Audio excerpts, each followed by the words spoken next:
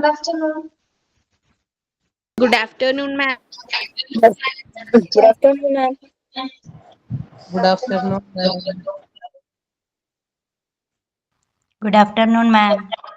Good afternoon.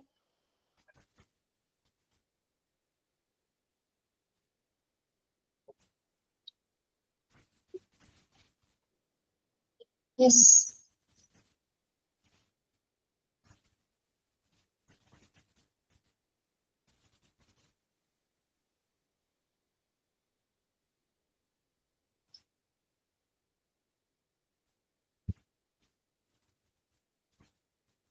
How are you, ma'am? സുഖായിരിക്കുന്നു.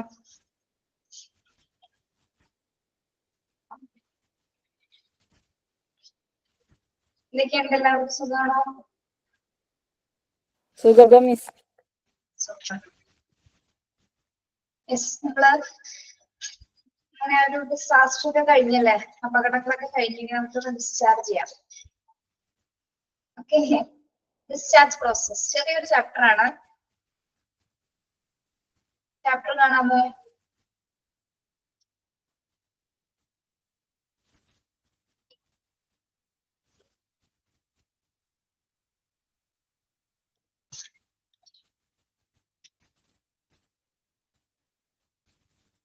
All mute അല്ലേ? All mute ആണല്ലോ.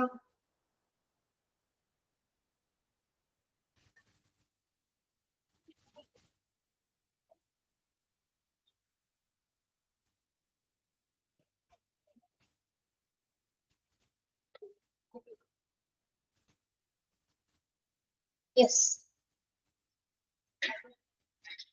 എന്താണ് ഡിസ്ചാർജ് എന്ന് പറഞ്ഞാല്? ഡിസ്ചാർജ് ചെയ്യുക.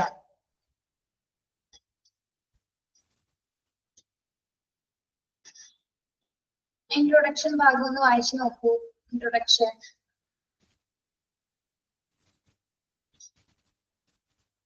Leaving the hospital അല്ലേ?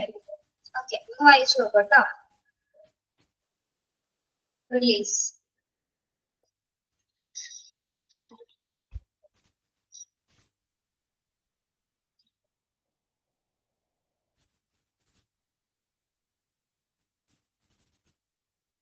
യെസ്, നോക്കാം. A discharge from hospital is a formal release of patients from a hospital after a procedure of a course of treatment. A discharge happens whenever a patient leaves hospital on the completion of treatment, signing out against medical advice, transferring to another healthcare institution, or on death. എന്താ ഇൻട്രൊഡക്ഷനിൽ എന്താ പറയുന്നത്? എന്താണ് discharge process എന്ന് പറയുന്നത്? Yes അല്ലേ, discharge from hospital is a formal release of patients from a hospital after a procedure a course of treatment. അതായത് എന്താണ്, ഹോസ്പിറ്റലിൽ നിന്ന് പേഷ്യൻസിന് കൊടുക്കുന്ന ഒരു ഫോർമൽ റിലീസ് ആണ് എന്ത്, ഡിസ്ചാർജ് എന്ന് പറയുന്നത് അല്ലെ. അതായത് ഹോസ്പിറ്റലിൽ നിന്ന് ഒരു പേഷ്യൻസ് ട്രീറ്റ്മെന്റ്സ് ഒക്കെ കഴിഞ്ഞ് എല്ലാ ട്രീറ്റ്മെന്റും കഴിഞ്ഞതിന് ശേഷം ഹോസ്പിറ്റലിൽ കൊടുക്കുന്ന ഒരു റിലീസ് ആണ്, പേഷ്യൻസിന് കൊടുക്കുന്ന ഒരു റിലീസ് ആണ് എന്ത്, ഡിസ്ചാർജ് എന്ന് പറയുന്നത്.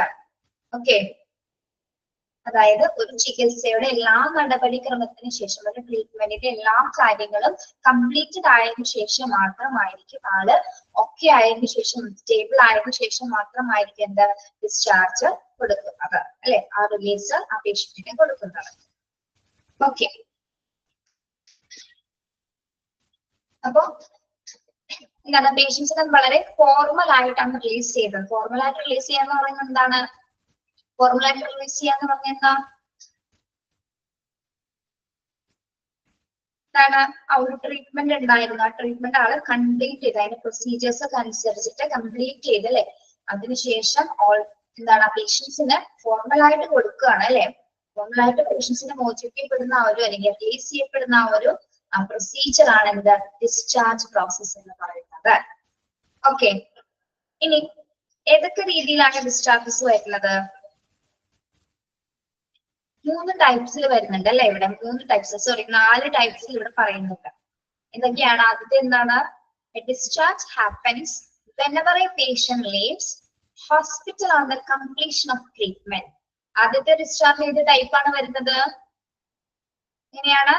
Patient leaves hospital on the completion of treatment അല്ലെ? ആദ്യത്തെ ഡിസ്ചാർജ് എന്ന് പറയുന്നത് അതായത് ട്രീറ്റ്മെന്റ് കംപ്ലീറ്റ് ചെയ്ത് ഒരു പേഷ്യന്റ് ലീവ് ആവുന്നതിനാണ് പറയുന്നത് നമ്മള്. അത് ഫസ്റ്റ് കാറ്റഗറി അല്ലെങ്കിൽ റുട്ടീൻ ഡിസ്ചാർജ് എന്നൊക്കെ പറയുന്നത് അല്ലെ? ആദ്യത്തെ കാറ്റഗറി അങ്ങനെയാണ്, ട്രീറ്റ്മെന്റ് കംപ്ലീറ്റ് ചെയ്ത ആള് ഡിസ്ചാർജ് ആവുന്നത്. അടുത്തത് എന്താണ്? Signing out against medical advice. Signing out against medical advice എന്താണ്? സാമ എന്ന് പറയും അല്ലെ? നമ്മൾ അതിനെ ഷോർട്ട് ഫോം ആയിട്ട് സാമ. സാമ എന്ന് പറഞ്ഞാൽ എന്താണ്? Signing out against medical advice. അതെന്താണത്? ഡോക്ടറുടെ അഡ്വൈസ് പ്രകാരമാണോ ആ പേഷ്യന്റ് അവിടെ ലീവ് ആവുന്നത്? ആണോ? അല്ല അല്ലെ? ഡോക്ടറിന്റെ അഡ്വൈസിന് എതിരെ പോകുന്ന ഡിസ്ചാർജ് ആയി പോകുന്ന കേസസ് ആണ് എന്ത്? സാമയിൽ ഉൾപ്പെടുന്നത് അല്ലെ? സാമ എന്ന് പറയുന്നത് എന്താണ്? Signing out against medical advice അല്ലെ? ഡോക്ടറുടെ നിർദ്ദേശപ്രകാരം അല്ലാതെ ഡിസ്ചാർജ് വാങ്ങി പോകുന്ന ടൈപ്പാണ് എന്ത്? സാമ കാറ്റഗറിയിൽ ഉൾപ്പെടുന്നത്. ഇനി അടുത്തത് എന്താണ്? അടുത്ത കാറ്റഗറി എന്താണ്? Transferring to another health care institution. Transferring to another healthcare institution. എന്താണ്? എന്ന് പറയൂ, എന്തായിരിക്കും അത്?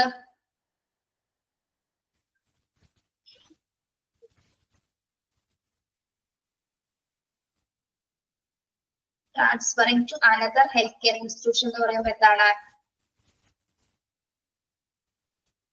ഒരു ഹോസ്പിറ്റലിലെ ബെറ്റർ ട്രീറ്റ്മെന്റ് ഇല്ല എന്ന് വിചാരിക്കുക, അല്ലെങ്കിൽ മറ്റൊരു സ്പെഷ്യലിസ്റ്റിനെ കാണണം അല്ലെ? മറ്റൊരു സ്പെഷ്യലിസ്റ്റ് ഹോസ്പിറ്റലിലേക്ക് പോകണം എന്നുണ്ടെങ്കിൽ നമ്മൾ എന്ത് ചെയ്യും? ട്രാൻസ്ഫർ ചെയ്യപ്പെടും അല്ലെ? അവിടെ ബെറ്റർ ട്രീറ്റ്മെന്റിന് വേണ്ടിയിട്ട് നമ്മൾ ട്രാൻസ്ഫർ ചെയ്യുന്ന ആ ഒരു സിറ്റുവേഷനാണ് എന്ത്? അവിടെ ഇത്തരത്തിലെ ഡിസ്ചാർജസ് വാങ്ങി പേഷ്യൻസ് പോകാറുണ്ട്. ഓക്കെ,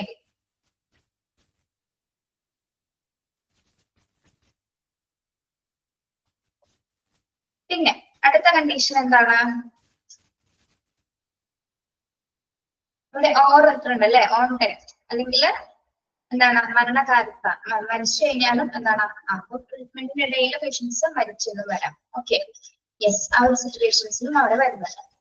ഏതൊക്കെയാണ് പറയുന്നത്? ഒന്ന് കംപ്ലീഷൻ ഓഫ് ട്രീറ്റ്മെന്റ്, അല്ലെങ്കിൽ റുട്ടീൻ ഡിസ്ചാർജ് വരുന്നത് ട്രീറ്റ്മെന്റ് കംപ്ലീറ്റ് ചെയ്ത് പേഷ്യന്റ് ലീവ് ആവുന്നു.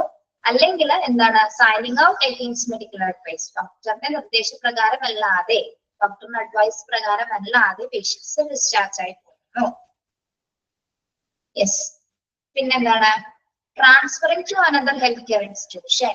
ഇനി അതർ ബെറ്റർ ട്രീറ്റ്മെന്റിന് വേണ്ടിയിട്ട് അനദർ ഇൻസ്റ്റിറ്റ്യൂഷൻസിലേക്ക് അല്ലെങ്കിൽ അനദർ ഹോസ്പിറ്റലിലേക്ക് പോകുമ്പോഴും എന്താണ്? ഡിസ്ചാർജ് പ്രോസസ്സായി അവിടെ ആവശ്യമായി വരുന്നു.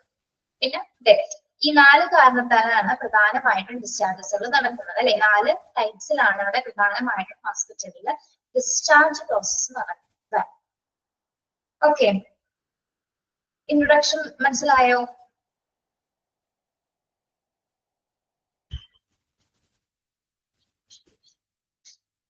Yes,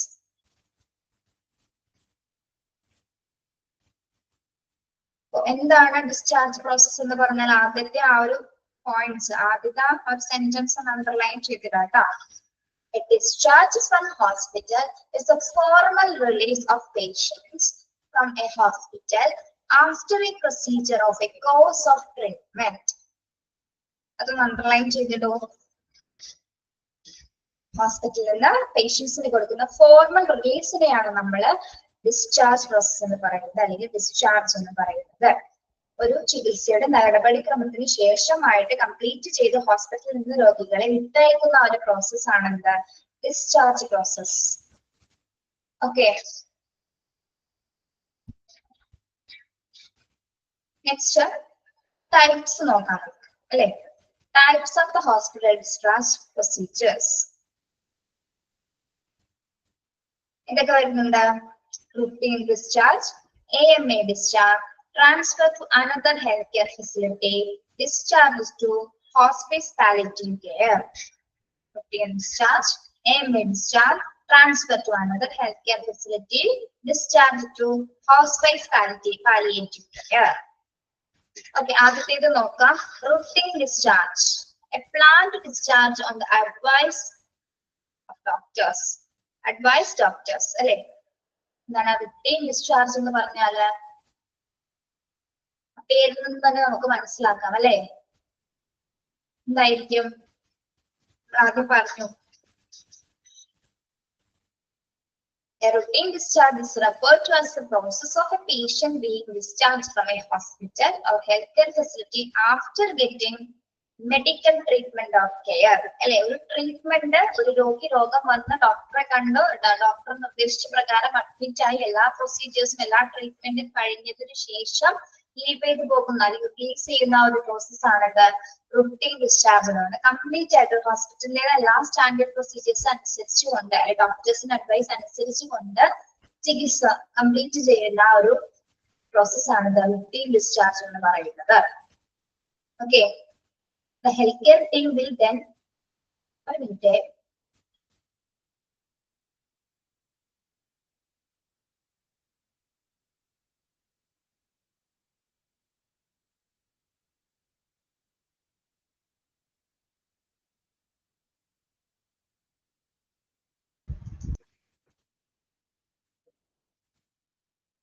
yes. The healthcare team will then provide the patients with the information about the condition, medication, follow-up care, and any lifestyle changes necessary for them. അപ്പോൾ ഈ റുട്ടീൻ ഡിസ്ചാർജ് ചെയ്തതിനു ശേഷം അല്ലെ, റുട്ടീൻ ഡിസ്ചാർജിലൂടെ ലീവ് ചെയ്യുന്ന പേഷ്യൻസിന് എന്തൊക്കെ കാര്യങ്ങളായിരിക്കുള്ളൂ, അവിടെ എന്തൊക്കെ ഇൻഫർമേഷൻസ് ആയിരിക്കും ആ പേഷ്യൻസിനെ കുറിച്ച് ആ ഒരു ഡിസ്ചാർജിൽ വരുന്നത്? ഡിസ്ചാർജ് സമ്മറിയിൽ എന്തൊക്കെ വരുന്നു? എന്തൊക്കെയാണ് ഉൾപ്പെടുത്തിയിരിക്കുന്നത്? ഹെൽത്ത് കെയർ ടീം ആ പേഷ്യന്റിനെ കുറിച്ച് എന്തെല്ലാം വിവരങ്ങളാണ് അതിൽ ഉൾപ്പെടുത്തിയിരിക്കുന്നത്? ആ ഡിസ്ചാർജ് സമ്മറിയിൽ എന്തെല്ലാം കാര്യങ്ങൾ അതിൽ ഉൾപ്പെടുത്തുന്നുണ്ട്? പ്രത്യേകിച്ച് ഡിസ്ചാർജില് പേഷ്യൻസിന്റെ മെഡിക്കേഷൻ വിവരങ്ങൾ, അതായത് ഈ പേഷ്യന്റിന്റെ കണ്ടീഷൻസ്, ഇപ്പോഴത്തെ കണ്ടീഷൻ ലെവലത്തെ സ്റ്റാറ്റസ് എങ്ങനെയാണെന്ന് വിലയിരുത്തുന്നത് അല്ലെ.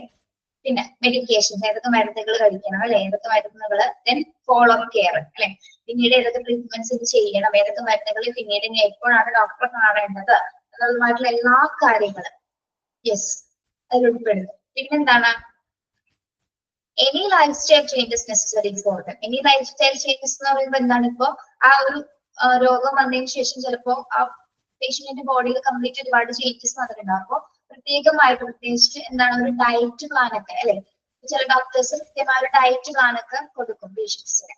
ഇന്ന ഭക്ഷണങ്ങൾ മാത്രമായിരിക്കും ഉൾപ്പെടുത്തേണ്ടത്, ഇന്ന ഭക്ഷണങ്ങൾ ഒഴിവാക്കണം അല്ലെ, അതിന് ഇത്ര ദിവസം കഴിഞ്ഞിട്ടായിരിക്കണം ഡോക്ടേഴ്സിന് വന്ന് കാണേണ്ടത്. പിന്നീട് അപ്പൊ അതെന്താണ്, അത് റുട്ടീനാണ് അല്ലെ, അത് കറക്റ്റ് ആയിട്ട് ഒരു ഫോളോ അപ്പ് കൊടുത്തു പോകുന്ന കേസസുകളാണ്. യെസ്, അപ്പൊ അത് ഏത് കാറ്റഗറിയിലാണ് ഉൾപ്പെടുന്നത്? റുട്ടീൻ ഡിസ്ചാർജ് ഫോം അല്ലെ. അതെല്ലാ ഡോക്ടേഴ്സിന്റെ എല്ലാ നിർദ്ദേശങ്ങളും ഹോസ്പിറ്റലിന്റെ എല്ലാ കാര്യങ്ങളൊക്കെ അനുസരിച്ച് കൊണ്ടുള്ള ഒരു അപൂർണ രൂപത്തിലുള്ള ഒരു ഡിസ്ചാർജ് പ്രോസസ് ആണ് റുട്ടീൻ ഡിസ്ചാർജ് എന്ന് പറയുന്നത്. ഓക്കെ, ഇതാണോ നല്ലത്, അല്ലെങ്കിൽ ഡോക്ടേഴ്സിന്റെ അഡ്വൈസ് കൂടാതെ ഇറങ്ങി പോകുന്ന അല്ലെങ്കിൽ റിലീസ് ചെയ്ത് പോകുന്ന ഡിസ്ചാർജ് ആണോ നല്ലത്? ഏതാണോ നിങ്ങളുടെ അഭിപ്രായത്തില്? റുട്ടീൻ ആണ് നല്ലത് അല്ലെ, റുട്ടീൻ ആണ് നല്ലത്. യെസ്, നിങ്ങൾ അങ്ങനെ ഡോക്ടറുടെ അഡ്വൈസ് പ്രകാരം അല്ലാതെ ഏതെങ്കിലും ഹോസ്പിറ്റലിൽ ലീവ് ചെയ്ത് പോയിട്ടുണ്ടോ? അങ്ങനത്തെ അനുഭവം ഉണ്ടായിട്ടുണ്ടോ? ഇല്ല.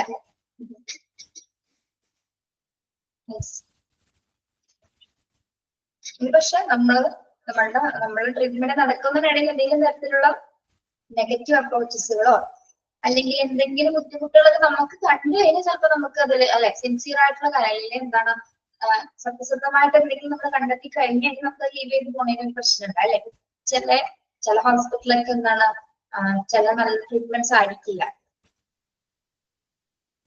കഴിഞ്ഞ ഡേയിൽ നിങ്ങൾ കേട്ടോ ഒരാൾ ഐസിയുന്ന് ഇറങ്ങി പോയിരുന്നു, എന്താ സംഭവം ഉണ്ടത്?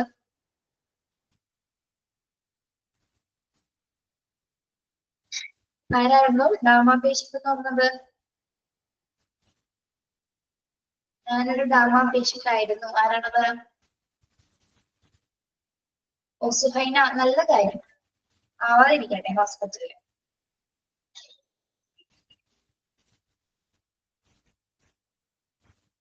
അഫ്നാൻ. അഫ്നാൻ എന്ന് പറയുന്നത് ആൺകുട്ടിയാണോ പെൺകുട്ടിയാണോ?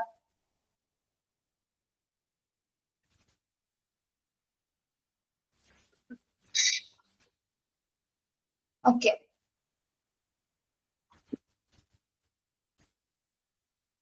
ഓക്കെ, ഇപ്പൊ റുട്ടീൻ ഡിസ്ചാർജ് എന്ന് പറഞ്ഞ എന്താണ്? ഓക്കെ ഓക്കെ മുഹസീല, പേരറിയാത്തവർ ചോദിക്കുന്നതാണ് കേട്ടോ. നിങ്ങളുടെ ചില പേരുകളിൽ ചിലപ്പോ അത് ആൺകുട്ടിയാണോ പെണ്ണാണോ പെൺകുട്ടിയാണോ ചിലപ്പോ മനസ്സിലാവില്ല, ഒന്ന് ചോദിച്ചോളൂ. യെസ്, റുട്ടീൻ ഡിസ്ചാർജ് എന്ന് പറഞ്ഞാൽ പ്ലാൻഡ് ഡിസ്ചാർജ് ആണ് അല്ലെ. അഡ്വൈസ് ഓഫ് ഡോക്ടേഴ്സിന്റെ അഡ്വൈസ് പ്രകാരം ഒരു പേഷ്യന്റ് എല്ലാ ട്രീറ്റ്മെന്റ്സും കംപ്ലീറ്റ് ചെയ്തതിനു ശേഷം ഡിസ്ചാർജ് കൊടുക്കുന്ന ഒരു പ്രോസസ്സാണ് റുട്ടീൻ ഡിസ്ചാർജ് എന്ന് പറയുന്നത്. Okay, yes, okay okay okay Muhasina. ഇനി ആ ഒരു സമയത്ത് റുട്ടീൻ ഡിസ്ചാർജിലെ പേഷ്യൻസിന്റെ എന്തെല്ലാം ഡീറ്റെയിൽസ് ആണ് അതിൽ, എന്തൊക്കെ ഇൻഫോർമേഷൻസ് ആയിരിക്കും അതിൽ ഇൻക്ലൂഡ് ചെയ്തിട്ടുണ്ടായിരിക്കുക? അവരുടെ conditions, medications, follow up care അല്ലെ. ഫോളോ അപ്പ്, ഇത്രയും 3 കാര്യങ്ങളായിരിക്കുമല്ലോ റുട്ടീൻ ഡിസ്ചാർജില് ഉൾപ്പെടുത്തിയിട്ടുണ്ടാവുക. അതാണ് ഫസ്റ്റ് കാറ്റഗറി എന്ന് പറയുന്നത്. ഇനി സെക്കൻഡ് വൺ എന്താണ്? AMA discharge. AMA discharge. AMA discharge indicates against medical advice. Against medical advice.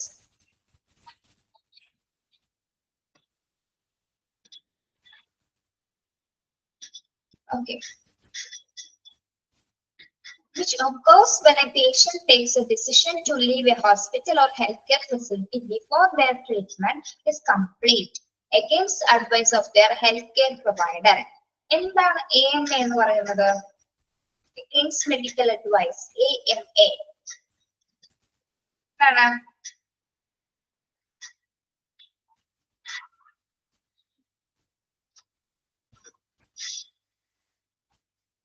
Against medical advice. നമുക്ക് നിങ്ങൾക്ക് പറയാവുന്ന കാര്യങ്ങളേ ഉള്ളൂ, അതൊന്ന് പറഞ്ഞേ, എളുപ്പമാണത്.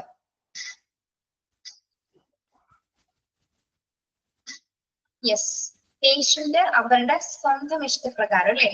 യെസ്, പേഷ്യൻസ് അതായത് എഗെയിൻസ്റ്റ് മെഡിക്കൽ അഡ്വൈസ്. പ്രശ്നങ്ങളൊന്നുമില്ലാതെ, മെഡിക്കൽ അഡ്വൈസ് ഇല്ലാതെ അല്ലെ. അപ്പൊ ഡോക്ടർ നിർദ്ദേശിക്കാതെ തന്നെയാണ് ആ പേഷ്യന്റ് അവിടെ ലീവ് ചെയ്ത് പോകുന്നത്. പേഷ്യന്റ് ഇഷ്ടപ്രകാരമാണ് പേഷ്യന്റ് അവിടെ നിന്ന്, പേഷ്യന്റ് ആണ് ഡിസിഷൻ എടുക്കുന്നത്.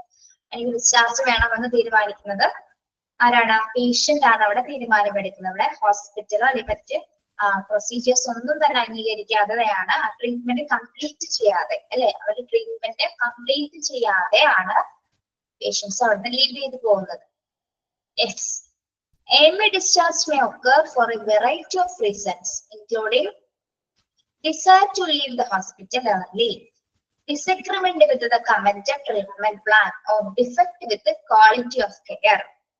അപ്പൊ ഈ AMA ഡിസ്ചാർജിന് ചിലപ്പോൾ കുറച്ച് റീസൺസ്, ഇവിടെ വെറൈറ്റി ആയിട്ടുള്ള കുറച്ച് റീസൺസ് പറയുന്നുണ്ട്, കുറച്ച് കാരണങ്ങൾ അല്ലെ. ഈ AMA അല്ലെങ്കിൽ എഗെയിൻസ്റ്റ് മെഡിക്കൽ അഡ്വൈസ് പേഷ്യൻസ് എന്തുകൊണ്ടാണ് ഇങ്ങനെ ചെയ്യുന്നതിന്റെ കാരണങ്ങളെ കുറച്ച് കാരണങ്ങളോട് പറയുന്നത്. എന്തൊക്കെയാണ്? Including a desire to leave the hospital early. എന്താണ്?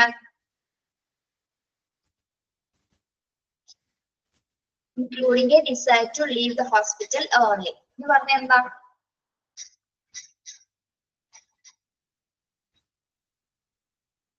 പേഷ്യൻസിന്റെ ആഗ്രഹം എന്തായിരിക്കും?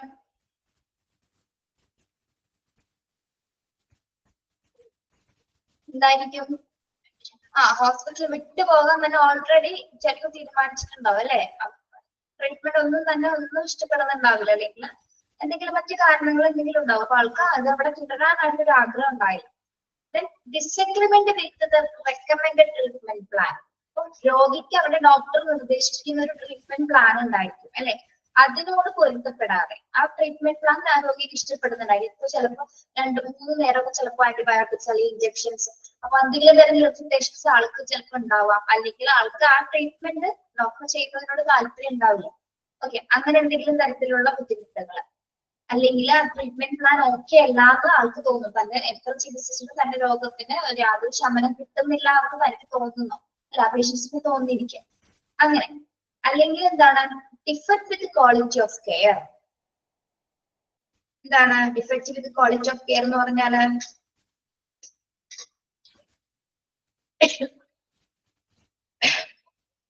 ബിഹേവിയർ ഓഫ് ഡോക്ടർ തന്നെയാണോ? ഡോക്ടർ മാത്രമാണോ അവിടെ ഉൾപ്പെടുന്നത്? ഡോക്ടറുടെ ഒരു ബിഹേവിയർ മൂലമാണോ രോഗി അവിടെ ഡിസ്ചാർജ് ആവാൻ കാരണം? അല്ല അല്ലെ, മറ്റെല്ലാത്തിലും ഉൾപ്പെടുത്താം അല്ലെ, നഴ്സസ് ഉൾപ്പെടുത്താം, മറ്റ് സ്റ്റാഫുകൾ ഉൾപ്പെടാം, എല്ലാ കാരണങ്ങളും. ഇപ്പൊ ഡോക്ടർ മാത്രമായിട്ട് നമുക്ക് പറയാൻ പറ്റില്ല. ചിലവർക്ക് ഒരു കാരണം ഡോക്ടർ ആയിരിക്കും, ഡോക്ടറെ ചിലപ്പോൾ ഇഷ്ടപ്പെടുന്നത്, ഡോക്ടർ പറയാൻ ഇഷ്ടപ്പെടുന്നുണ്ടാവില്ല, അല്ലെങ്കിൽ ഏതെങ്കിലും തരത്തിൽ മറ്റ് സ്റ്റാഫുകളുടെ എന്തെങ്കിലും തരത്തിൽ ബിഹേവിയറോ, അല്ലെങ്കിൽ അവർ നല്ല രീതിയിൽ നോക്കുന്നില്ല എന്ന് തോന്നിക്കഴിഞ്ഞാൽ എന്താണ്, ഇപ്പൊ കറക്റ്റ് ടൈമിൽ മരുന്ന് കൊടുക്കുന്നില്ല, അല്ലെങ്കിൽ സമയത്ത് ഇപ്പൊ ചില പേഷ്യൻസിനൊന്നും ആളുണ്ടാവില്ല നോക്കാറുണ്ട്. ഇപ്പൊ ചിലപ്പോൾ ഹോസ്പിറ്റൽ സ്റ്റാഫുകൾ തന്നെയായിരിക്കും പേഷ്യൻസിനെ നോക്കുന്നത് അല്ലെ. അപ്പൊ ചിലപ്പോ ഒരു 10-15 മിനിറ്റ് ലേറ്റ് ആയി കഴിഞ്ഞാൽ അവരെ നോക്കിക്കൊണ്ടിരിക്കുകയല്ലേ, 10-15 മിനിറ്റ് ഒന്ന് ലേറ്റ് ആയി കഴിഞ്ഞാൽ പേഷ്യൻസിന് ആ പേഷ്യന്റ് വിചാരിക്കും എന്താണ്, ഇവരെന്നെ കൃത്യമായിട്ടൊന്നും നോക്കുന്നില്ല, എനിക്ക് വേണ്ട കാര്യങ്ങൾ ചെയ്തു തരുന്നില്ല, എന്റെ അസുഖം മാറുന്നില്ല എന്നൊക്കെ ഉള്ള തോന്നലുകൾ വന്നു കഴിഞ്ഞാൽ എന്താണ്, ആ പേഷ്യൻസ് ഓൾറെഡി അവിടെ നിന്ന് എന്താണ്, അവർക്ക് താല്പര്യമില്ല അവിടെ നിൽക്കാനായിട്ട് അല്ലെ, ട്രീറ്റ്മെന്റ് വേണ്ട, സാറ്റിസ്ഫൈഡ് അല്ല, അത്തരം പല കാരണങ്ങൾ ഉണ്ടാക്കി പോകുന്ന പേഷ്യൻസും. ഓക്കെ, അപ്പൊ എന്താണ് AMA ഡിസ്ചാർജ് എന്ന് പറഞ്ഞാൽ എന്താണ്? Against medical advice അല്ലെ. AMAയുടെ ഫുൾ ഫോം പഠിച്ചു വെക്കുക കേട്ടോ, അറിയാലോ നിങ്ങൾക്ക്.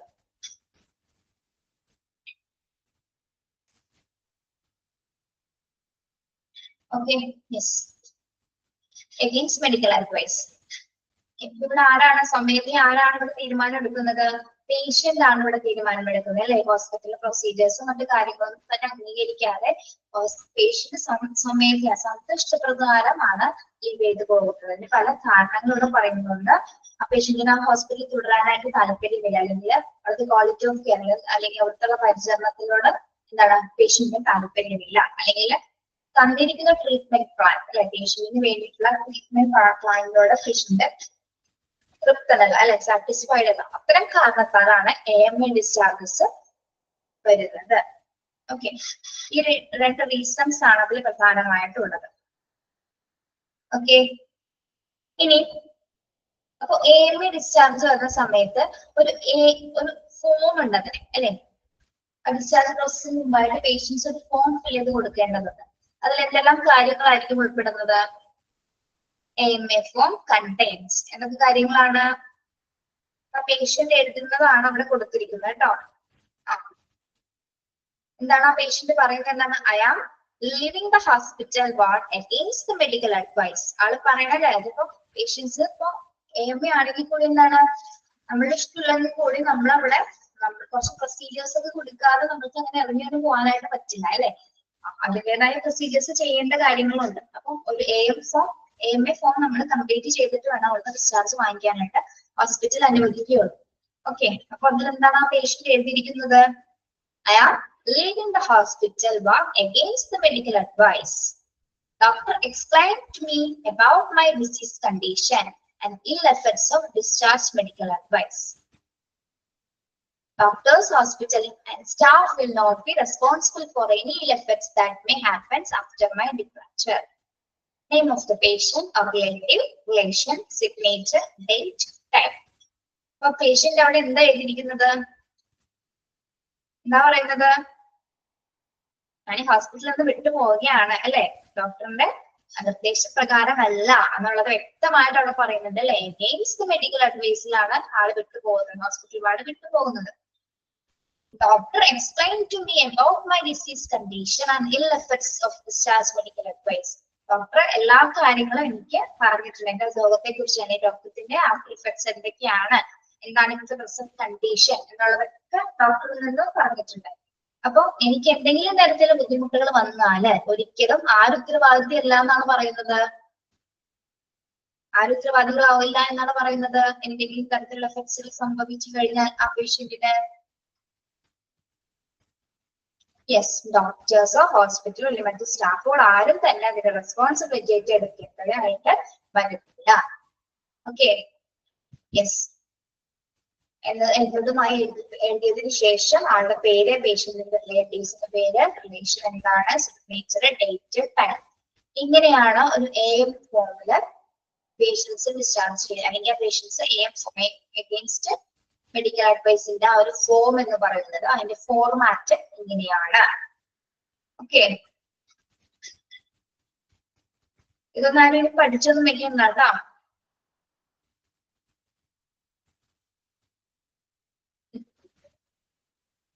പഠിച്ചു വെക്കേണ്ടെന്ന് പറഞ്ഞത് ഇനിയിപ്പോ ഹോസ്പിറ്റലിൽ പോയിട്ട് ഇഷ്ടമല്ല എന്നൊരു ട്രീറ്റ്മെന്റ് തോന്നിക്കഴിഞ്ഞാൽ ഇതുപോലെ ഇപ്പൊ എനിക്കറിയാം എം ഫോം ഒക്കെ ചെയ്യാനായിട്ട് എനിക്കറിയാം അങ്ങനെ എഴുതി അങ്ങ് കൊടുത്തിട്ട് പോരാന്ന് വിചാരിക്കുന്നത് കേട്ടോ. എന്താ പറഞ്ഞാണേ. യെസ്. അപ്പൊ ഇതിന്റെ നിങ്ങൾ നോക്കി വെക്കേണ്ടത് അതിൽ എന്തൊക്കെ കാര്യങ്ങൾ ആ ഫോമിൽ ഉൾപ്പെടുത്തിയിട്ടുണ്ട്. ഒന്ന് പേഷ്യന്റിന്റെ ആ മാറ്റർ വരുന്നത് അല്ലെ, പേഷ്യന്റ് എന്താണ് ഉദ്ദേശിക്കുന്നത് ആ മാറ്റർ വരുന്നത്, അതിന്റെ താഴെ വരുന്ന കുറച്ച് കാര്യങ്ങളൊക്കെ നോട്ട് ചെയ്ത് കേട്ടോ. പിന്നെ ആ ഫോമിൽ ബാക്കി എന്തൊക്കെ ഉൾപ്പെടുത്തിയിട്ടുണ്ട്, name of the patient or relatives, relation എന്താണ്, സിഗ്നേച്ചർ, ഡേറ്റ്, ടൈം, അതൊന്ന് നോട്ട് ചെയ്ത് വെച്ചേക്കാം കേട്ടോ. ഓക്കെ.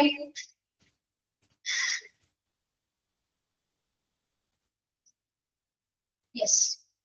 നമ്മള് ഡിസ്ചാർജിൽ ഏതൊക്കെ പറഞ്ഞു, ടൈപ്സ് ഓഫ് ഡിസ്ചാർജസ് ആണ് നമ്മൾ പറഞ്ഞുകൊണ്ടിരിക്കുന്നത്. First routine discharge, second one ആയതാണ് പറഞ്ഞത് AMA ഡിസ്ചാർജ് ആണ്. AMA ഫോംസ് വരെ നമ്മൾ പറഞ്ഞു.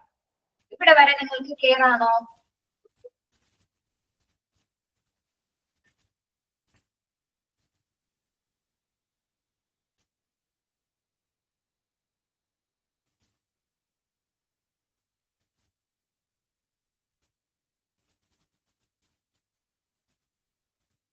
Okay.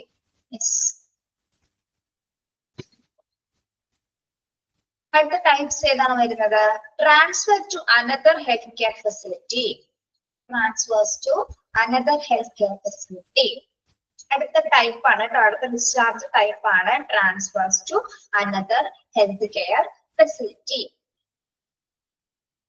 Okay, either as a referral or as by patient request, transfers to the another healthcare facility refers to the process of moving a patient from one hospital or healthcare facility to another, usually for the purpose of getting specialized medical care or services that are not available at the present facility.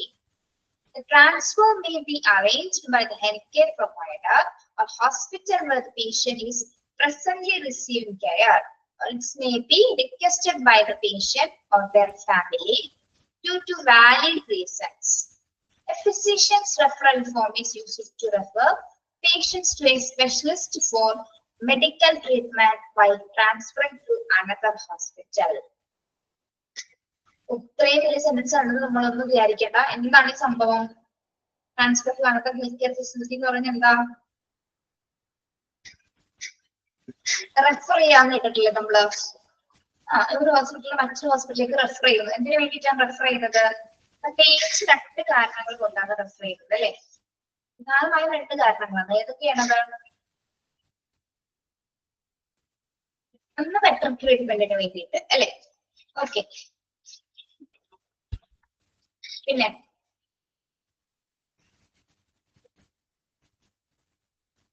എന്തൊക്കെയായിരിക്കാം,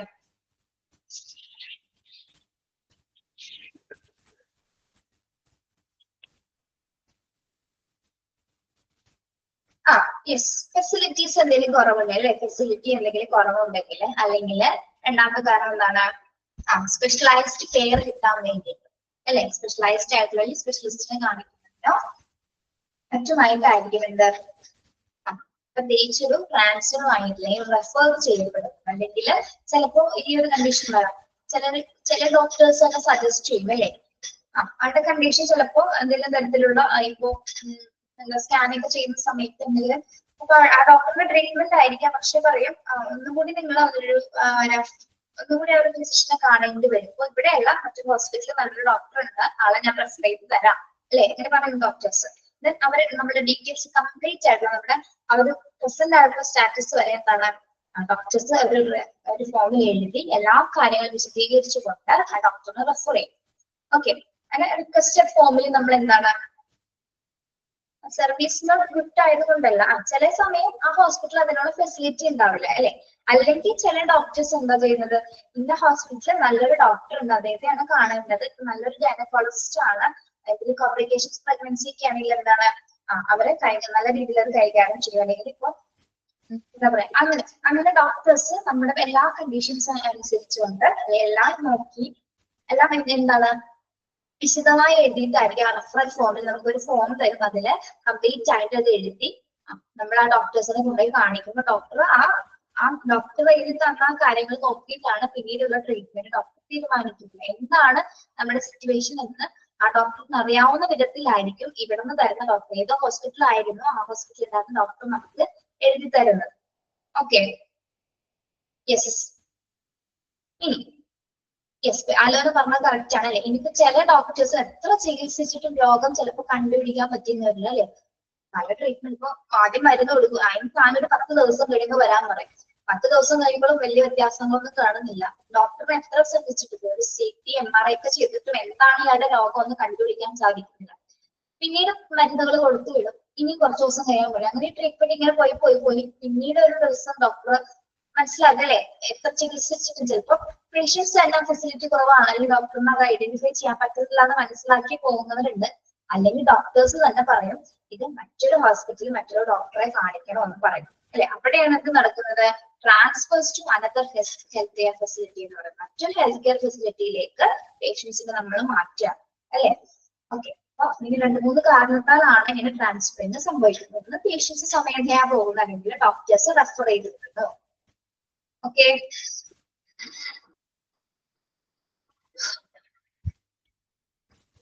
either as a referral or as a patient request to transfer to another healthcare facility refers to the process of moving a patient from one hospital or healthcare facility to another. ഒരു ഹോസ്പിറ്റലിൽ മറ്റൊരു ഹോസ്പിറ്റലിലേക്ക് doctors എന്തെങ്കിലും കാരണത്താൽ അല്ലെങ്കിൽ ആ രോഗിയുടെ condition മൂലമോ നമുക്ക് റെഫർ ചെയ്ത് മാറ്റുന്ന ഒരു സിസ്റ്റം ആണ്, അല്ലെങ്കിൽ പ്രോസസ് ആണ് transfer to another health care facilities എന്ന് പറയുന്നത്. പിന്നെ usually for the purpose of getting specialized medical care of services. അപ്പൊ പ്രത്യേകമായിട്ട് എന്തിന്റെയൊക്കെ കാരണത്താലാണ് ചിലർ ട്രാൻസ്ഫർ വാങ്ങിച്ചു പോകുന്നത്, സ്പെഷ്യലൈസ്ഡ് മെഡിക്കൽ കെയർ കിട്ടാൻ വേണ്ടി അല്ലെ. സ്പെഷ്യലൈസ്ഡ് മെഡിക്കൽ കെയർ കിട്ടാൻ വേണ്ടിയിട്ടായിരിക്കും ചില പേഷ്യൻസ് ട്രാൻസ്ഫർ വാങ്ങി പോകുന്നത്, അല്ലെങ്കിൽ അവരെ അങ്ങോട്ടേക്ക് റെഫർ ചെയ്യുന്നത്. അപ്പോ ഇതെങ്ങനെയാണ് ഇതിന്റെ പ്രോസസ്സ് നടക്കുന്നത്? ഇതെങ്ങനെയാണ് എന്താ സ്പെഷ്യലൈസ്ഡ് മെഡിക്കൽ സർവീസ് അവർ വാങ്ങിക്കാൻ കാരണം എന്തുകൊണ്ടാണ്? are not available in the present facility. Present facility അവർ തൃപ്തരല്ല, അതുകൊണ്ടാണ് അതർ ഫെസിലിറ്റിയിലേക്ക് അവർ പോകുന്നത്. ഇനി ഈ ട്രാൻസ്ഫർ എങ്ങനെയാണ് നടക്കുന്നത്? Transfer may be arranged by the healthcare provider or hospital where the patient is presently receiving care, or may be requested by the patient or their family due to valid reasons. അപ്പോ ഈ transfer നടക്കുമ്പോൾ ഒന്നില്ലെങ്കിൽ doctor ആയിരിക്കും നിർദ്ദേശിക്കുന്നത്, patient പറയുന്നത്, അല്ലെങ്കിൽ എന്തെങ്കിലും reasons കൊണ്ട് ഫാമിലി റിലേറ്റീവ്സ് ആയിരിക്കും ഇത് റിക്വസ്റ്റ് ചെയ്യുന്നത്. അപ്പൊ അങ്ങനെ ആ ഒരു 3 കാരണത്താലും എന്താണ് ട്രാൻസ്ഫർ അറേഞ്ച് ചെയ്യുന്നത്. ഇനി ഇത് ആരാണ് ഈ റെഫറൽ ഫോം കൊടുക്കുന്നത്? റെഫർ ചെയ്യുന്നത് ആരാണ്? ഫിസിഷ്യൻ ആണ് അല്ലെ. ഫിസിഷ്യൻ ആണ് റെഫറൽ ഫോം തയ്യാറാക്കുന്നത്. ഇവിടെ നോക്കാം, physicians referral form is used to refer patients to a specialist for medical treatment by transferring to another hospital. Physician എഴുതി തരുന്ന റെഫറൽ ഫോംസ് വെച്ചിട്ടാണ് അത് ആർക്കാണ് അത് നിർദ്ദേശിക്കുന്നത്? ഒരു സ്പെഷ്യലിസ്റ്റിനായിരിക്കും. ആ സ്പെഷ്യലിസ്റ്റ് ആയിരിക്കും അത് കൈപ്പറ്റുന്നത്. ഓക്കെ, ഫിസിഷ്യൻ എഴുതുന്ന റെഫറൽ ഫോം കൈപ്പറ്റുന്നത് ആരായിരിക്കും? ആർക്കാണോ കൊടുത്തിരിക്കുന്നത് ആ സ്പെഷ്യലിസ്റ്റ് ആയിരിക്കും അത് വായിച്ചത്. ഓക്കെ, അതിനനുസരിച്ചിട്ടായിരിക്കും ബാക്കിയുള്ള ട്രീറ്റ്മെന്റ്സ് അവിടെ സ്റ്റാർട്ട് ചെയ്യുന്നത്. ഏത് ഫെസിലിറ്റിയിലേക്കാണോ ആളെ മാറ്റിയിരിക്കുന്നത് അവിടെ ആ ചികിത്സ ആരംഭിക്കും. ഓക്കെ, യെസ്, ഇതാണ് transfer to another health care facility എന്ന് പറയുന്ന 3ാമത്തെ ടൈപ്പ് ഡിസ്ചാർജ്. മനസ്സിലായോ? ഒന്ന് വായിച്ചു നോക്കിയേ നിങ്ങള്. 3ാമത്തെ പോയിന്റ് ഒന്ന് വായിച്ചു നോക്കി.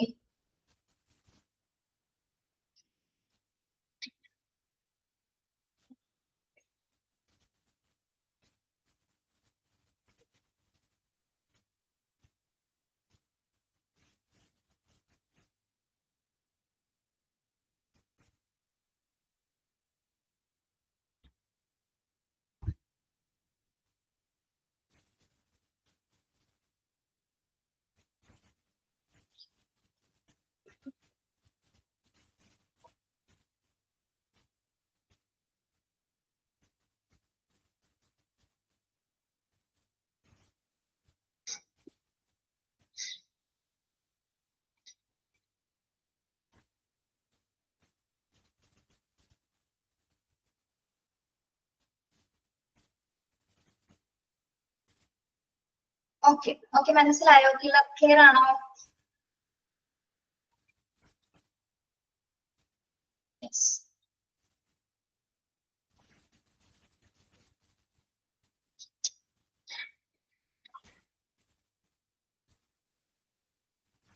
ഇനി നാലാമത്തെ ടൈപ്പ് ഏതാണ്? Discharge to hospice or palliative care. നാലാമത്തെ ഡിസ്ചാർജ് ടൈപ്പ് ആണ് discharge to hospice or palliative care. എന്താണത് നോക്കാം. Discharge to hospice or palliative care means the process of transferring a patient from a hospital or healthcare facility to a specialized program or facility that provides end-of-life care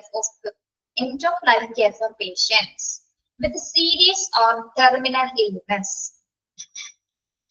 എന്താണ് palliative care or hospice എന്ന് പറയുന്നത്, discharge എന്ന് പറയുന്നത്?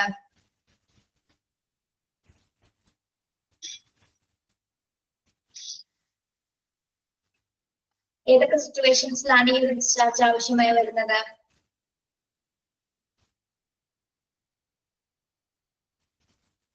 Yes, ഒരിക്കലും end of care patients അല്ലെ, അതായത് എന്തെങ്കിലും ഗുരുതരമായിട്ടുള്ള രോഗമോ അല്ലെങ്കിൽ എന്താണ് മാരകമായിട്ടുള്ള അസുഖങ്ങളോ, അല്ലെ രണ്ടും ഒന്ന് തന്നെ അല്ലെ, എന്തെങ്കിലും മാരകമായിട്ടുള്ള അസുഖങ്ങളോ, അല്ലെങ്കിൽ ഒരിക്കലും നമുക്ക് ജീവിതാവസാനം വരെ അതേ സിറ്റുവേഷൻസ് തുടരേണ്ട കാര്യങ്ങൾ അല്ലെ, end of life care patients ഉണ്ടായിരിക്കും. ലോങ്ങ് പീരീഡ് ദീർഘകാലം എന്താണ് നമ്മൾ ചികിത്സിക്കേണ്ട പേഷ്യൻസ് ഉണ്ടാകും. അപ്പൊ അവർക്കൊക്കെ വേണ്ടിയിട്ട് അല്ലെ, അവർക്കൊക്കെ വേണ്ടിയിട്ടുള്ള സ്പെഷ്യലൈസ്ഡ് പ്രോഗ്രാം എന്താണ്, ഇതിനാണ് എന്ത് പറയുന്നത്, നമ്മുടെ പാലിയേറ്റീവ് കെയർ അല്ലെങ്കിൽ ഹോസ്പിസ് സംവിധാനം എന്ന് പറയുന്നത്. അപ്പൊ നമ്മളുടെ നാട്ടിലൊക്കെ പാലിയേറ്റീവ് കെയറിൽ വന്ന് പേഷ്യൻസിനെ നോക്കുന്ന കണ്ടിട്ടുണ്ടോ നിങ്ങൾ? വണ്ടിക്ക് വന്നിട്ട് ഒരു ചെറിയൊരു ആംബുലൻസിനോ അല്ലെങ്കിൽ ചെറിയൊരു വണ്ടിയിലായിരിക്കും വരുന്നത്, ചെറിയ ആംബുലൻസ്, മിനി ആംബുലൻസിലായിരിക്കും ബെഡ് പേഷ്യൻസിനെയൊക്കെ നോക്കുന്നതിന് വേണ്ടിയിട്ട്. അവര് വന്നിട്ട് എന്തൊക്കെ കാര്യങ്ങളായിരിക്കും ചെക്ക് ചെയ്യുന്നത്? പാലിയേറ്റീവ് കെയർ ഡ്യൂട്ടീസിലുള്ളവര് ആ പേഷ്യന്റെ ഇപ്പോഴത്തെ കണ്ടീഷൻ ആഴ്ചയിൽ 1-2 അല്ലെങ്കിൽ ആഴ്ചയിൽ 1 ദിവസം, 2 ആഴ്ച ഒരു ദിവസം, അങ്ങനെയൊക്കെ ആയിരിക്കും നമ്മളുടെ വീടുകളിൽ വന്ന് നോക്കുന്ന ഹോസ്പിറ്റൽ സംവിധാനം പ്രോഗ്രാംസുകളുണ്ട്. ഓക്കെ, അപ്പൊ പേഷ്യൻസിന്റെ കണ്ടീഷൻ എന്തൊക്കെയാണ്, എന്തെങ്കിലും മരുന്നുകളൊക്കെ കൊടുക്കാണെങ്കിൽ അവിടെ നോക്കുന്നു, പിന്നെ വീക്ക് ചെക്ക് ചെയ്യുന്നു. കൃത്യമായിട്ട് പ്രൈമറി ഹെൽത്ത് സർവീസസ് ആണ് ആര് കൊടുക്കുന്നത്? പാലിയേറ്റീവ് കെയർ കൊടുക്കുന്നത്. Okay, urine tube, B sugar, എന്തെങ്കിലും കിടന്നു പോയ പേഷ്യൻസ് ഒക്കെ ഉണ്ടാവും അല്ലെ, തീരെ ഒരിക്കലും എഴുന്നേക്കാൻ പറ്റാത്തത്, തളർന്നു പോയ പേഷ്യൻസിനൊക്കെ അവരേക്കൊന്ന് റിഫ്രഷ്മെന്റ് കൊടുക്കുന്നത്, അവരേക്കൊന്ന് ക്ലീൻ ചെയ്യുന്നതിനൊക്കെ ഈ പാലിയേറ്റീവ് കെയറിൽ ഒരുപാട് സ്റ്റാഫ്സുകൾ എന്താണ് ചുമതല വഹിക്കുന്നുണ്ട്. ഓക്കെ, അപ്പൊ ഈ ഹോസ്പിസ് പാലിയേറ്റീവ് കെയർ എന്ന് പറയുമ്പോൾ എന്താണ്, ചില പേഷ്യൻസ് ഒരുപാട് നാള് ചിലപ്പോൾ ഹോസ്പിറ്റലിൽ തുടരുമായിരിക്കും അല്ലെ. ചില പേഷ്യൻസ് ഇപ്പോ 2-3 മാസം ഇപ്പൊ ഐസിയുവിൽ ഇറങ്ങിപ്പോയ പേഷ്യന്റ് എന്ന് പറഞ്ഞില്ലേ, ആൾക്ക് എന്തായിരുന്നു അസുഖം? ഒരാൾ ഐസിയുവിൽ ഇറങ്ങിപ്പോയെന്ന് പറഞ്ഞില്ല, ആള് കോമയിലാണെന്ന് പറഞ്ഞിട്ടാണ് ആളെ അത് വേറൊരു കേസ് അല്ലെ. അയാൾ കോമയിലാണെന്നെ പറഞ്ഞ ആൾ ഇങ്ങനെ ഡോക്ടർ തുടരുകയായിരുന്നു, പക്ഷെ ആള് ഓക്കെ ആയിരുന്നു, കുഴപ്പമൊന്നും ഉണ്ടായിരുന്നില്ല, അത് വേറെ കാര്യം. അപ്പൊ ചില പേഷ്യൻസിന് മാറില്ല, അസുഖങ്ങളിൽ യാതൊരു വിധത്തിലുള്ള ഇംപ്രൂവ്മെന്റ് ഉണ്ടാകാതെ വരുന്ന പേഷ്യൻസ് ഉണ്ടാവും. സീരിയസ് ആയിട്ട് ഗുരുതരമായിട്ട് കംപ്ലീറ്റഡ് ആയിട്ട് ചിലപ്പോ ഒരു അനക്കം പോലും ഇല്ലാതെ ജസ്റ്റ് ഒരു ജീവശ്വാസം മാത്രം അവന് കഴിയുന്ന പേഷ്യൻസ് ഉണ്ടാവും. ഓക്കെ, ഒരിക്കലും രക്ഷപ്പെടാത്ത അത് ഏതൊരു കണ്ടീഷൻസ് ആണ്? ഏത് കണ്ടീഷൻസ് ആണത് അറിയാമോ? കോമ സ്റ്റേജ്,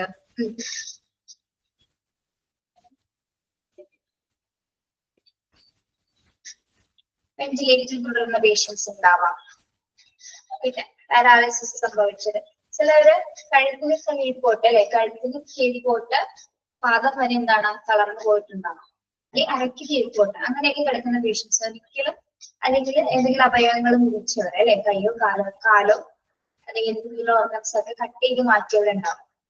അവർക്കൊക്കെ എന്താണ് പ്രോളോങ്ഡ് ആയിട്ടുള്ള കാലം, ദീർഘകാലം അവര് എന്താണ് ഈ ഒരു stroke patients, cancer patients. Okay okay, എന്നിട്ട് ബ്രദർ ഓക്കെ ആയോടോ? കോമയിലായിരുന്നു ബ്രദർ ഓക്കെ ആയോ? യെസ്. എന്ത് പറ്റിയതാണ്? ആക്സിഡന്റ് ആണോ?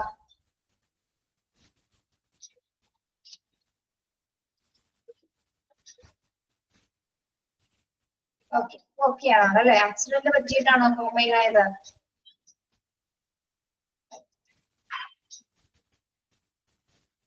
യെസ്.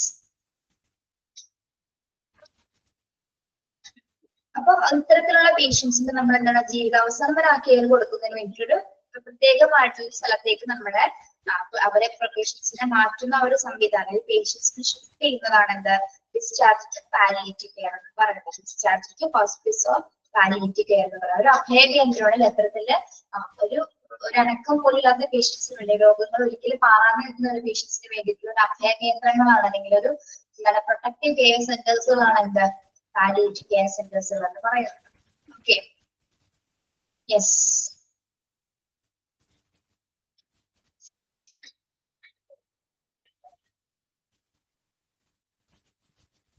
ഓക്കെ, അപ്പൊ discharge to hospital or palliative care എന്ന് മനസ്സിലായോ?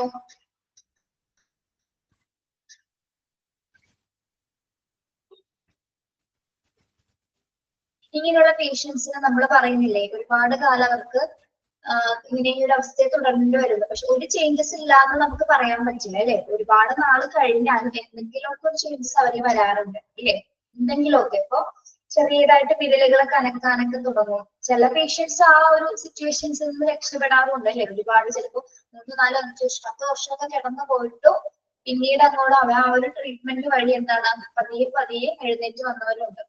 ഓക്കെ, അപ്പൊ അങ്ങനെയുള്ള സിറ്റുവേഷൻസ് ഉണ്ടായിട്ടുണ്ട്. ഒരു വിരൽ അനങ്ങി കഴിഞ്ഞാൽ പിന്നെ എന്താണ് മെഡിക്കൽ സയൻസ് പിന്നെ അത് ട്രീറ്റ് ചെയ്ത് എങ്ങനെയെങ്കിലും ആളെ എഴുതിയിട്ടെത്താനുള്ള ഒരു എന്താ ആ ഒരു സിറ്റുവേഷൻസിലേക്ക് എത്തിക്കാറുണ്ട്. ഇപ്പൊ നമ്മൾക്ക് ഉദാഹരണമുള്ള പറഞ്ഞ പോലെ ജഗതി ശ്രീകുമാർ ആക്സിഡന്റ് പറ്റിയിട്ട് ആള് ഒരു അവസ്ഥ ഇപ്പോഴും ഓക്കെയൊന്നുമല്ല അല്ലെ. പക്ഷെ ആൾക്കിപ്പോ ശരിക്കും പറഞ്ഞ അതൊന്നല്ലല്ലോ, ആളുടെ കയ്യിൽ അത്യാവശ്യം നല്ല ക്യാഷ് ഉള്ളതുകൊണ്ടാണ് അയാൾക്ക് ചികിത്സിക്കുന്നത് തന്നെ. നല്ലൊരു ട്രീറ്റ്മെന്റ് കിട്ടിയിട്ട് തന്നെയാണ് അല്ലെ. അല്ലാതെ സാധാരണക്കാരാണെങ്കിൽ എന്താണ് ആളുടെ അവസ്ഥ, ഇത്രത്തോളം കെയർ ഒന്നും സാധാരണക്കാർക്കായിരിക്കും കിട്ടില്ല. യെസ്, നമ്മൾ ഇതായിട്ട് പറഞ്ഞല്ല, അദ്ദേഹത്തിന്റെ കയ്യിൽ അത്രയും ക്യാഷ് ഉള്ളത് കൊണ്ട് തന്നെ നല്ല ബെറ്റർ ട്രീറ്റ്മെന്റ് കൊടുത്തിട്ടാണ് അയാളുടെ ഒരു അവസ്ഥയിൽ എത്തിയിരിക്കുന്നത്. സാധാരണക്കാരാണെങ്കിൽ ചിലപ്പോൾ കുറച്ചാളെങ്കിൽ മരിച്ചു. യെസ്, എങ്കിലും അദ്ദേഹത്തിന് ശരിയായ ഓർമ്മയുണ്ടെന്നൊന്നും തോന്നുന്നില്ലല്ലോ. ശരിയായ ഓർമ്മയൊന്നും വന്നിട്ടില്ല അദ്ദേഹത്തിന് അല്ലെ. ഇല്ല, നമുക്ക് അദ്ദേഹത്തിന്റെ ആ ഒരു വീഡിയോസ് കാണുമ്പോൾ മനസ്സിലാക്കും കൃത്യമായിട്ട് ആളെ മനസ്സിലാക്കിയിട്ടൊന്നല്ല എന്ന് തോന്നുന്നതാണ് ചിരിക്കുന്നത്. ഓക്കെ, എന്താവട്ടെ. ഓക്കെ, അപ്പൊ transfer of sorry discharge types എത്ര കാറ്റഗറി ഉണ്ട്, എത്ര ടൈപ്സ് ഉണ്ട്? 4 ടൈപ്സ് ഡിസ്ചാർജസ് ഉണ്ട്. ഏതൊക്കെയാണ്? Routine discharge, AMA discharge, transfer to another health care facility, then discharge to hospice or palliative care. Okay, അങ്ങനെ 4 ടൈപ്സ് ഉണ്ട്. 4 ടൈപ്സ് ക്ലിയർ ആണോ?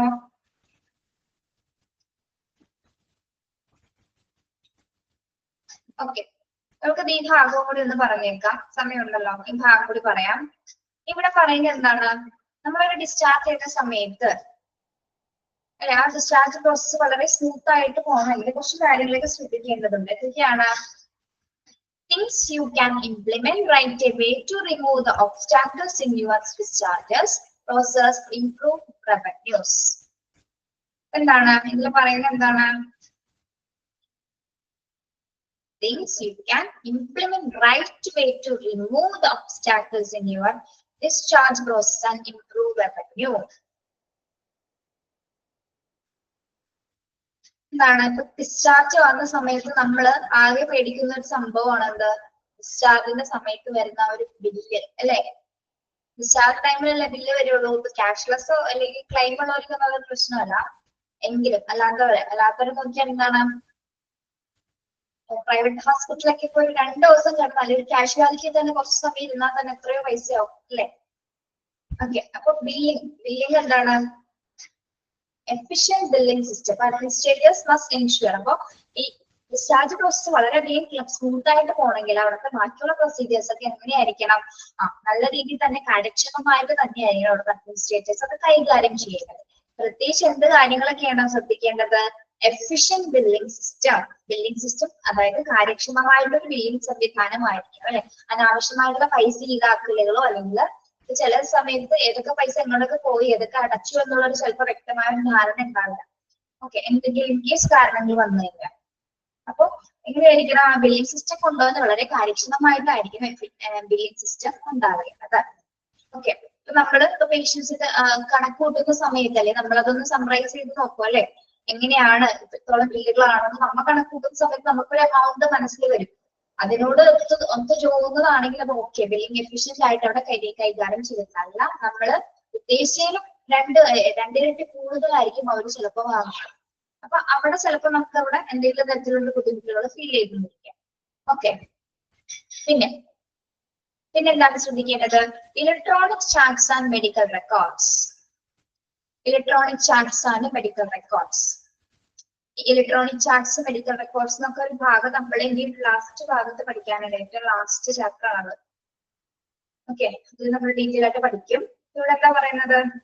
അപ്പോ ഓരോ പേഷ്യൻസിന്റെയും കറക്റ്റ് ചാർട്ട്സുകളും കാര്യങ്ങളും മെഡിക്കൽ റെക്കോർഡ്സുകളൊക്കെ എങ്ങനെയായിരിക്കണം? കൃത്യമായിട്ടായിരിക്കണം. അത് കാര്യക്ഷമമായിട്ട് തന്നെയായിരിക്കണം അത് കീപ്പ് ചെയ്യേണ്ടത്. യാതൊരു വിധത്തിലുള്ള ക്രമക്കേടുകളൊന്നും തന്നെ ഉണ്ടാവാൻ പാടില്ല. എന്തെങ്കിലും ഉണ്ടായി കഴിഞ്ഞാൽ എന്തിനെയാണ് ബാധിക്കുന്നത്? ലാസ്റ്റ് ടൈമിൽ ഡിസ്ചാർജ് ചെയ്യുന്ന സമയത്ത് ഇതൊന്നും നോക്കി കഴിഞ്ഞാൽ കൃത്യമായിട്ട് നമുക്ക് കൃത്യമായിട്ട് എടുക്കാനായിട്ട് സാധിക്കില്ല. അപ്പൊ ആദ്യം തന്നെ എന്താണ്, ഇലക്ട്രോണിക് ചാർട്ട്സുകൾ ആയതുകൊണ്ട് തന്നെ ഇലക്ട്രോണിക് സംവിധാനങ്ങളിലാണ് ഇപ്പൊ എല്ലാ മെഡിക്കൽ റെക്കോർഡ്സുകളും സേവ് ചെയ്യുന്നത്. അപ്പൊ യാതൊരു വിധത്തിൽ ഇറേഴ്സ് വരാതെ വളരെയധികം എന്താണ് കൃത്യമായിട്ടായിരിക്കും അത് കീപ്പ് ചെയ്യേണ്ടത്.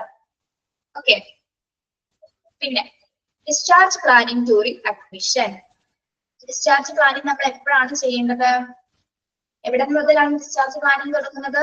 അഡ്മിഷൻ തുടങ്ങി ഡിസ്ചാർജ് പ്ലാനിങ് ആരംഭിക്കുന്നത് അല്ലെ. എന്നാണോ പേഷ്യന്റ് അഡ്മിറ്റ് ആയത് അവിടെ മുതൽ എത്ര ദിവസത്തേക്ക് അല്ലെ, അവിടെ മുതൽ നമ്മൾ പ്ലാൻ ചെയ്യണം അല്ലെ. ഹോസ്പിറ്റൽ അഡ്മിനിസ്ട്രേറ്റേഴ്സ് പ്ലാൻ ചെയ്യാണ് ആ പേഷ്യന്റിന്റെ ഡിസ്ചാർജ് എങ്ങനെയാണെന്നുള്ളത് അല്ലെ. ഓക്കെ, അഡ്മിഷന്റെ ആദ്യഘട്ടത്തിലാണ് എന്താ ഡിസ്ചാർജ് പ്ലാനിങ് ആരംഭിക്കുന്നത്. ഓക്കെ, അങ്ങനെയല്ലേ നമ്മൾ എന്ന് അഡ്മിറ്റ് ആവും ആ ഒരു തീയതി വെച്ചിട്ടല്ലേ എത്ര ദിവസം അഡ്മിറ്റ് ആയി, എന്തൊക്കെ ട്രീറ്റ്മെന്റ്സ് എടുത്തു, എന്തൊക്കെ ഡീറ്റെയിൽസ് ആ പേഷ്യന്റുമായി ബന്ധപ്പെട്ട് വരുന്നു. ഓക്കെ, എക്സ്ട്രാ കെയർ കൊടുത്ത കാര്യങ്ങൾ എല്ലാം അതിൽ ഉൾപ്പെടുത്തും. ഓക്കെ, ഇതെല്ലാം ഏതിലാണ് ലാസ്റ്റ് വരുന്നത്? ആ ഒരു ഡിസ്ചാർജ് സമ്മറിയിലായിരിക്കും ആദ്യം മുതൽ അവസാനം വരെ എല്ലാ കാര്യങ്ങളും അതിലുണ്ടാവും. ഡിസ്ചാർജ് സമ്മറി നമ്മൾ ലാസ്റ്റ് പഠിക്കും. ഓക്കെ, അപ്പൊ ഡിസ്ചാർജ് പ്ലാനിങ് ആരംഭിക്കുന്നത് ഏത് സമയം മുതലാണ്? അഡ്മിഷൻ ആരംഭിക്കുന്ന ടൈം മുതൽ പേഷ്യന്റിന്റെ ഡിസ്ചാർജുമായി ബന്ധപ്പെട്ടിട്ടുള്ള പ്ലാനിങ് ആരംഭിക്കുന്നു. ഓക്കെ, അങ്ങനെയായിരിക്കണം അത് ചെയ്യേണ്ടത്. Then improve care coordination. Improve care coordination എന്ന് പറഞ്ഞാൽ എന്താണ്?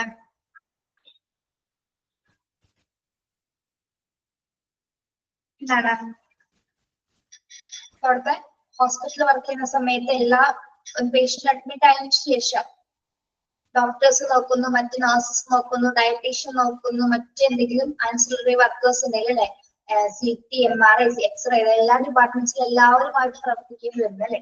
ഒരു 7 ദിവസം അഡ്മിറ്റ് ചെയ്യണമെങ്കിൽ എന്താണ് ഇവരെല്ലാവരുമായിട്ട് നമുക്ക് ഇടപെടേണ്ടി വരുന്നുണ്ട് ഒരു പേഷ്യന്റിന്. അപ്പൊ അവരെ എങ്ങനെയുള്ള ഒരു ബിഹേവിയർ ആയിരിക്കണം പേഷ്യൻസിനോട് പെരുമാറേണ്ടത്? എങ്ങനെയായിരിക്കണം? അവർ തമ്മിൽ ഒരു ഒരുമിച്ചുള്ള അല്ലെ ഒരു നല്ല രീതിയിലുള്ള പ്രവർത്തനം, നല്ല രീതിയിലായിരിക്കണം അവർ കെയർ അവർക്ക് കൊടുക്കേണ്ടത്. ഗുഡായിട്ടുള്ള ഒരു കെയർ ആയിരിക്കണം ആ ഒരു പേഷ്യന്റിന് കൊടുക്കേണ്ടത്. ഓക്കെ, അതുകൂടി അവിടെ ശ്രദ്ധിക്കേണ്ട ഒന്ന് തന്നെയാണ്. Improve care coordination. പിന്നെന്താണ്? ബെറ്റർ ബെഡ്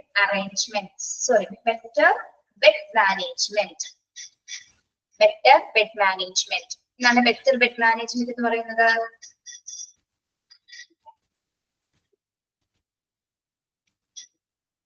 അറിയൂ, എന്താണ് ബെറ്റർ ബെഡ് മാനേജ്മെന്റ്? ബെഡിന്റെ അവൈലബിലിറ്റി ആണോ?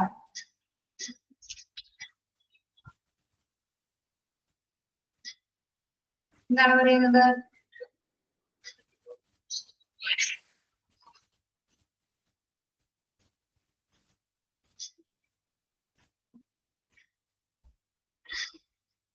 better bed patients ആണോ? better bed patients എന്തായിരിക്കും അത്? Bed making. പേഷ്യന്റ് അഡ്മിറ്റ് ആവുന്ന സമയത്ത് ബെഡ് മാനേജ്മെന്റ് വളരെയധികം ഇമ്പോർട്ടന്റ് തന്നെയാണ് അല്ലെ. നമ്മള് കണ്ടിട്ടുണ്ടോ? ബെഡ് മാനേജ്മെന്റ് ചെയ്യുന്നത് കണ്ടിട്ടുണ്ടോ ഹോസ്പിറ്റലിൽ? അതായിരിക്കും ചെയ്യുന്നത്. ഒരു പേഷ്യന്റ് അഡ്മിറ്റ് ആയി കഴിഞ്ഞാല് ഒരു വാർഡിലോ അല്ലെങ്കിൽ റൂമിലോ ആയിക്കോട്ടെ, ആരായിരിക്കും കൃത്യമായിട്ട് അത് കൈകാര്യം ചെയ്യുന്നത്? നഴ്സിംഗ് സ്റ്റാഫുകളായിരിക്കും അല്ലെ? മിക്ക ദിവസങ്ങളിലും ബെഡ് അറേഞ്ച് ചെയ്യുന്നു, ബെഡ്ഷീറ്റ്സുകൾ മാറ്റുന്നു അല്ലെ? അപ്പൊ ഓരോ പേഷ്യൻസിന് ഒരു സെറ്റ് 4 സെറ്റ് ബെഡ്സ് ഉണ്ടായിരിക്കും, ഷീറ്റ്സുകൾ ഉണ്ടായിരിക്കും, ഒരു പില്ലോ കവർ, ഒരു ബെഡ്ഷീറ്റ്സ്, അങ്ങനെ ഇന്ന ദിവസങ്ങൾ കൃത്യമായിട്ട് അത് അറേഞ്ച് ചെയ്യുന്നു. അവരുടെ കംപ്ലീറ്റ് റൂംസും കാര്യങ്ങളും അവിടെ എല്ലാ തിങ്സും അറേഞ്ച് ചെയ്യുന്നത് ആരായിരിക്കും? പ്രത്യേകിച്ച് ബെഡ് അറേഞ്ച്മെന്റ്സ് ചെയ്യുന്നത് ആരാണ്? നഴ്സസ് തന്നെയായിരിക്കും അല്ലെ? ഓക്കെ, അപ്പൊ അതും ഇതിൽ ഇമ്പോർട്ടന്റ് ആയ ഒരു ഭാഗം തന്നെയാണ്. ലാസ്റ്റ് പോയിന്റ് എന്താണ്? ensure discharge medications research reaches the ward as ASAP. Ensure discharge medication reaches the ward ASAP. ASAP എന്താണ് നമ്മൾ പഠിച്ചത്? ASAP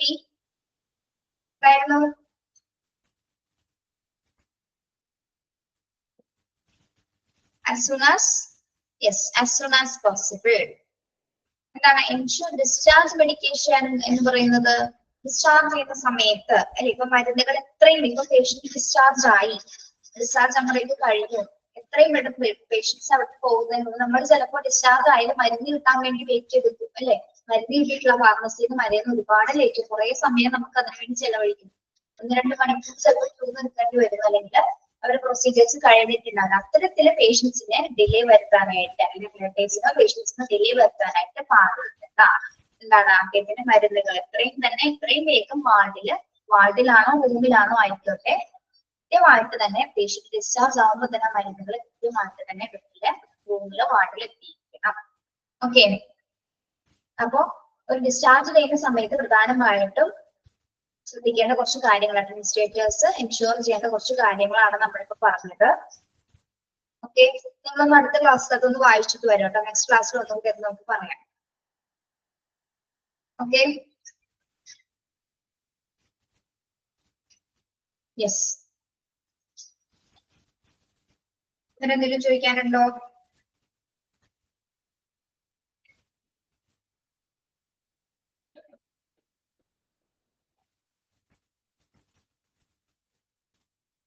ഓക്കെ, യെസ്, ഓക്കെ ആണോ? Okay, thank you.